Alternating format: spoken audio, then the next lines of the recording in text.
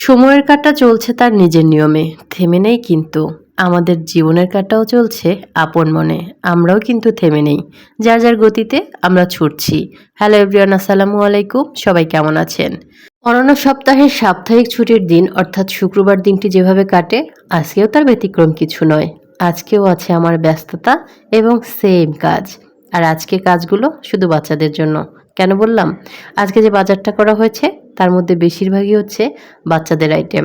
বাচ্চাদের জন্য মুরগির মাংস এবং মাছ।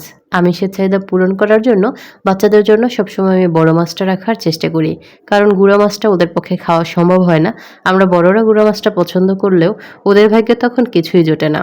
যার জন্য আমি এই বড় মাছগুলো আলাদা করে নিচ্ছি, পেটের অংশ এবং পিঠের অংশ। আলাদা বক্স করে রেখে দিচ্ছি যাতে করে আমার পরবর্তীতে নামিয়ে রান্না করতে সুবিধা হয়। আমি পিঠের মাছগুলোকে আলাদা করে একটা বক্সে রেখে দিচ্ছি এবং পেটের মাছগুলোকে আলাদা করে আরেকটা বক্সে রাখছি। আমরা যখন গুঁড়া মাছ রান্না করব, আমার সুবিধা মতো তখন বের করে ওদের জন্য এই বড় মাছগুলো রান্না করব। আর এজন্যই কিন্তু এভাবে আলাদা করে রাখা। মাছ এবং মাংস এভাবে বক্স করে রাখলে ফ্রিজে অনেক দিন পর্যন্ত ভালো থাকে আর ফ্রিজের যে গন্ধটা থাকে সেটাও মাছে বা মাংসের মধ্যে প্রবেশ করে না। আর অবশিষ্ট যে মাছ এবং মাথার অংশ রয়েছে সেগুলো আমি আজকে রান্না করার জন্য রেখে দিয়েছি। এখন এগুলো ফ্রোজিং করে রাখবো।